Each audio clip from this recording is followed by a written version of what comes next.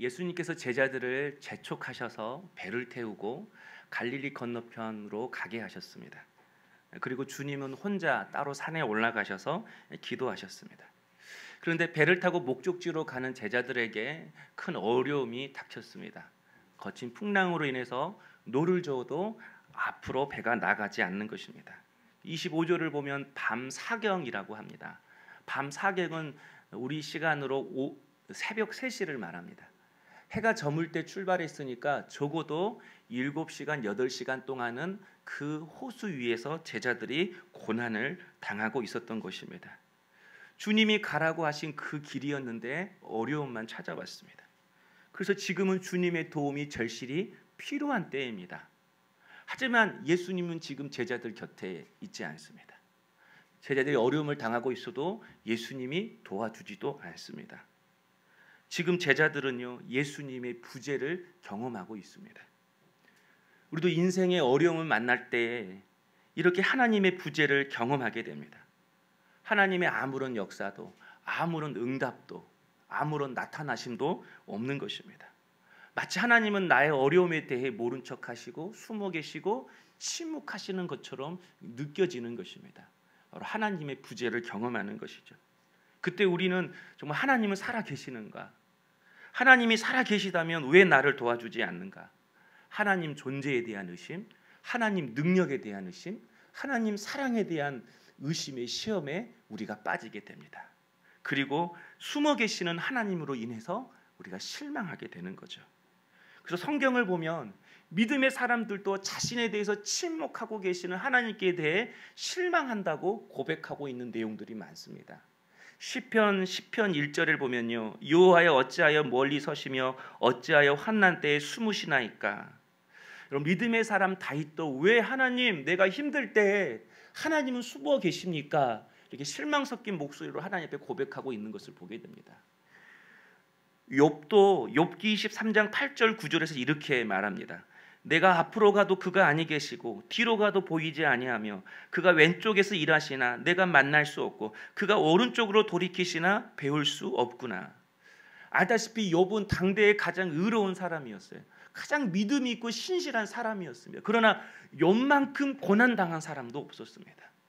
자녀들이 죽고 그리고 몸이 병들고 집안이 망하고 그런 고난과 상실 속에서 욥은 간절히 하나님을 찾았지만 그 어떤 곳에서도 욥은 하나님을 볼 수 없었다라고 고백하고 있습니다.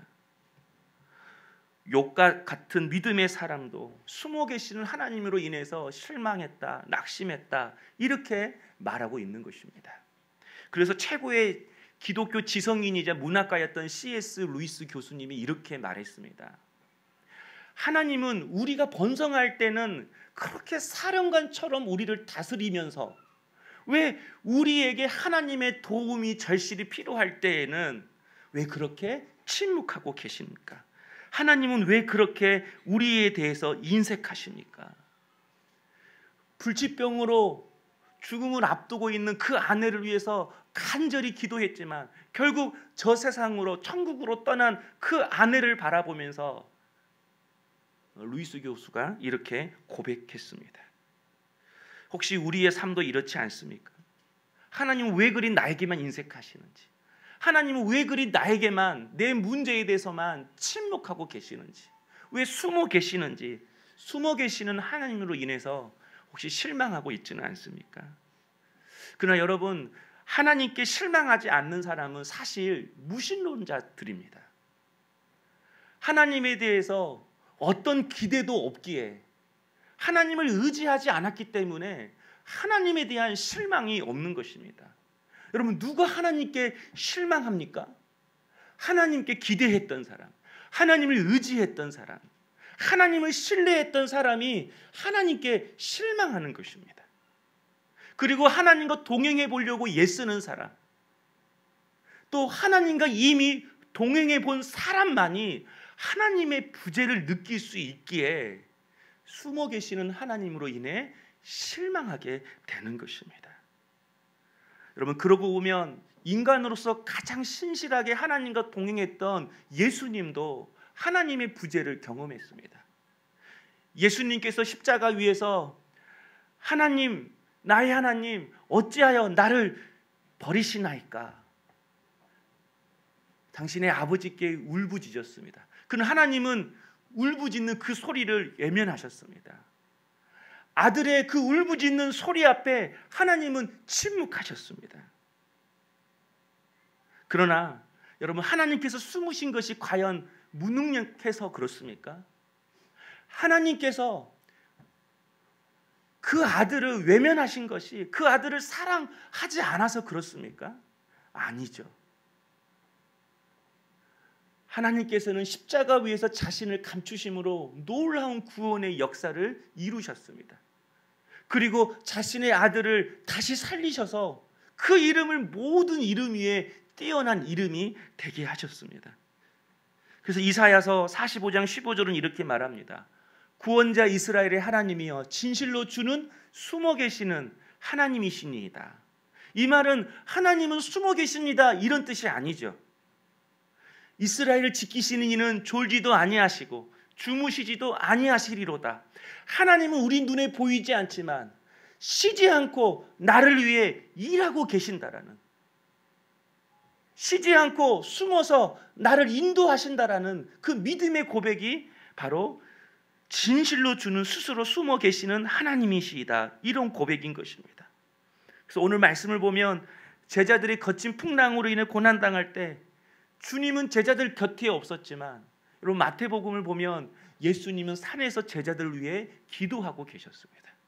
그리고 똑같은 병행 본문인 마가복음을 보면 바람이 거스름으로 제자들이 힘겹게 노젓는 것을 보시고라고 해요. 보시고 제자들이 왜 힘들어하는지, 제자들이 어떤 상황 가운데 처해 있는지 예수님이 다 보고 계신다라고 성경은 이야기하고 있습니다. 그리고 결국 주님은 고난당한 제자들을 위해서 무리를 걸어오심으로 자신을 드러내셨습니다. 그리고 그들의 배에 올라타셔서 모든 풍랑을 잠잠케 하셨습니다. 그러므로 하나님이 숨어 계시는 것은 결코 그분이 무능력해서가 아닙니다. 하나님은 언제나 나보다 크십니다. 하나님은 언제나 나보다 위대하십니다. 그러기에 우리는 하나님의 뜻을 헤아릴 수 없습니다. 그래서 하나님은 자신을 숨기심으로, 자신을 감추심으로 하나님의 놀랍고 위대한 구원의 계획을 이루어 가십니다. 그러니까 하나님이 자신을 숨기시는 것은 하나님의 놀라운 일들을 이루어 가시는 하나님 역사의, 하나님 은혜의 또 다른 방편이라는 것입니다. 여러분, 그렇다면 왜 예수님은 처음부터 제자들과 함께 가지 않으셨습니까? 왜 하나님은 때론 자신을 우리에게 숨기시는 그 이유가 무엇입니까? 바로 그 이유는 우리를 믿음으로 살게 하시려는 하나님의 뜻이 있습니다. 그래서 우리의 믿음을 강하게 하시는 것입니다. 우리의 믿음을 강하게 하시는 것이 바로 하나님 자신을 숨기시는 것입니다. 만약 하나님이 자기 자신만을 드러내시기를 원하셨다면 우리에게 믿음은 필요 없을 것입니다. 여러분, 이스라엘 백성들을 보십시오. 그들이 애굽을 탈출하고 광야길을 걸어갈 때에 바다가 갈라졌습니다. 하늘에서 만나와 메추라기가 쏟아졌습니다. 반석에서 물이 솟아났습니다. 엄청난 기적의 연속이었습니다. 이런 기적을 통해 하나님은 자신을 충분히 드러내셨습니다. 그러나 이런 놀라운 기적들이 이스라엘 백성들의 믿음을 지탱해 주지 못했습니다. 하나님의 나타나심, 하나님의 역사하심이 끊임없이 있었지만 그들은 하나님이 보이지 않을 때마다 하나님을 배반하고 우상을 섬겼습니다. 하나님의 역사가 나타나지 않을 때마다 하나님께 원망하고 불평했습니다.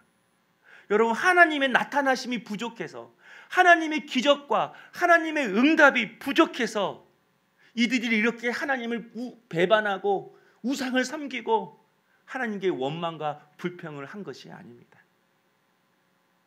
나타나심이 부족해서가 아니라 그들의 믿음이 부족해서입니다.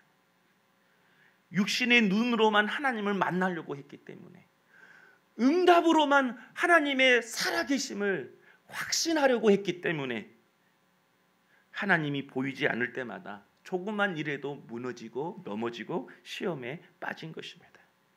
그래서 여러분 31절을 보십시오. 무리를 걷다가 풍랑을 보고 두려워서 베드로가 물에 빠졌습니다. 물에 빠진 베드로를 향해서 예수님이 믿음이 작은 자여 왜 의심하였느냐 이렇게 말합니다. 믿음이 없으면 항상 환경만 바라봅니다. 그러다가 물에 빠지는 것이죠. 또 본문을 보면 물 위로 걸어오시는 예수님을 보고 제자들이 뭐라고 이야기했죠? 유령이다라고 이야기를 해요. 유령이다. 여러분, 유령이다라고 이야기한 것은 지금 제자들이 최악을 상상하고 있다라는 거예요. 여러분, 믿음이 없으면 작은 일에도 조그만 어려움에도 항상 최악을 상상합니다. 나 이제 끝장이다. 나 이제 죽었다. 나 이제 가능성 없다.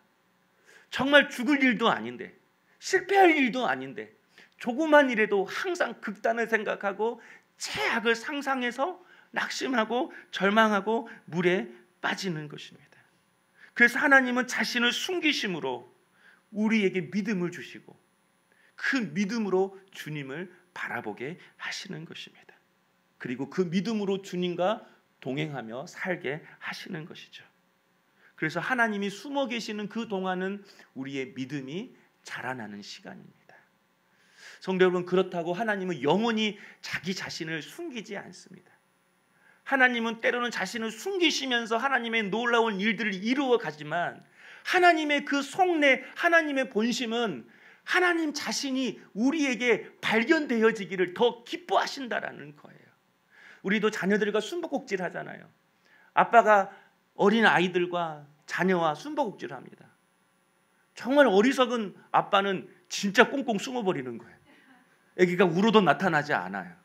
그래서 자기를 자랑하는 거죠. 나 이렇게 완벽하게 숨어.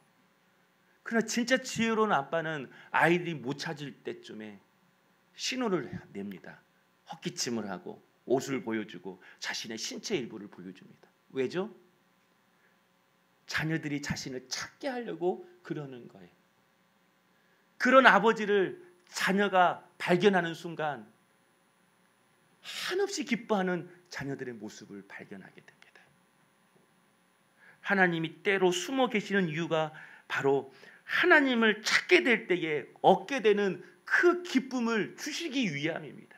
그리고 하나님이 숨어 계실 때에 그 숨어 계시는 하나님을 찾기 위해 주님 앞에 몸부림치고 주님 앞에 기도하는 그 순간이 바로 우리의 믿음이 자라나는 순간이고 그 자라나는 믿음을 통해서 우리가 주님을 보고 결국에는 주님과 동행하는 삶을 살게 된다는 것입니다.